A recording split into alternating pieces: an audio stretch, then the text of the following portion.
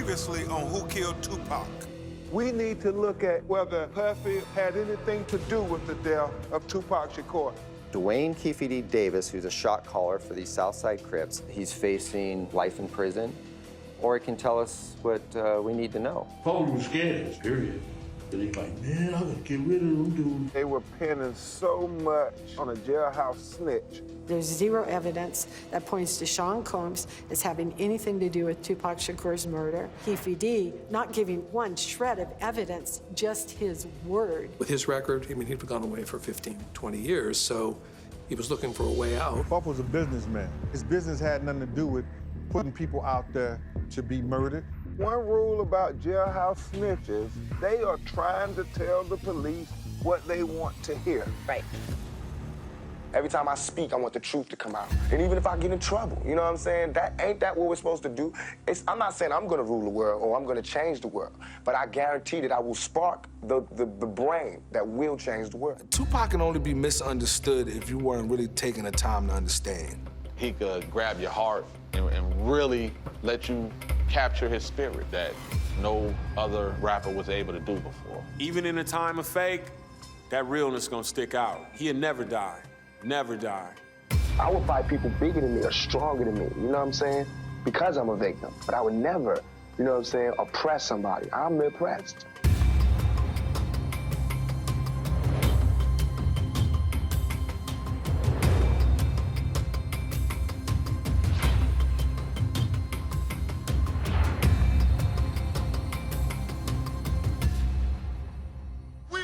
Accept 3/5 justice.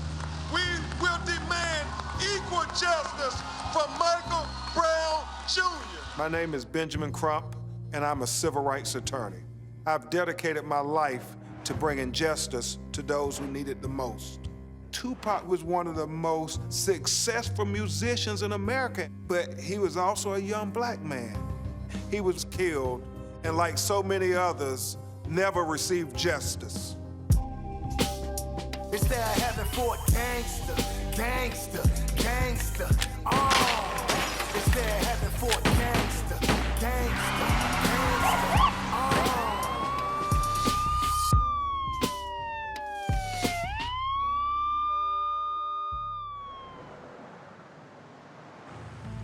One of the theories that's been circulating for years is that Suge Knight is somehow implicated in the killing of Tupac.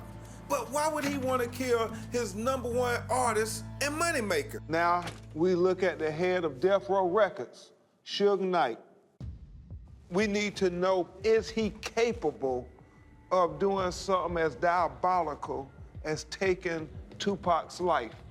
And would Suge Knight order an assassination attempt with the target sitting right next to him in the car? That's a bold move. Woo. That's a really bold move. And why? What would be his reason behind it? What would be his motive? Well, it's all about money. Right. First, Suge Knight loses Dr. Dre. And now there's rumors Tupac wants to leave Death Row. Those are 2 big hits for Death Row, 2 major hits. So he's losing all his moneymakers. He's losing his big The money cash makers. cows. And also, there was a huge payment due to Tupac from his All Eyes on Me CD. That doubled CD sold 5 million copies, or just 10 million because it's doubled. So a huge royalty payment was due in October. And he was shot on September 7th. 1996.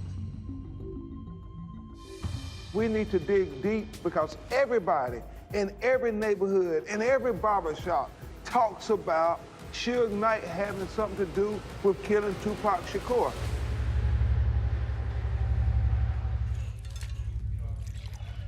Former Rolling Stone reporter Randall Sullivan wrote a book about the murders of Tupac and Biggie, and he has followed this case for the last 20 years. Suge had a very fierce Doberman guard dog named Demu, and he loved to scare people with the dog. But his even scarier way, he kept a tank of piranha in his office. And if you really pissed him off, he'd grab you and take you over to the fish tank, let you look down into this boiling little sea of piranha and say, I'm gonna let him eat your face if you know.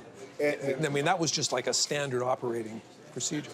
So, tell me about your theory overall. Well, I mean, it starts with the fact that Suge owes Tupac $3 million. Suge treated a lot of those guys the way sharecroppers used to get treated, basically spend a lot of money on you, and then at the end of the year, you've spent all your earnings. But Tupac had made so much money, there was no getting around it. He was gonna have to pay Tupac at least $2 or $3 million. Pac was making moves to get out of his contract. He was asking for his profit and loss statements. So I do think that there's a lot of questions around Death Row and what they felt about Pac making moves to leave Death Row. As far as being a hip-hop star, building his brand, he didn't need Death Row for that. Tupac was very publicly separating from Suge. First step was to create his own independent production company, which he did do. Okay. And Tupac fired David Kenner, who was Suge's lawyer, right-hand man, and a lot of people said,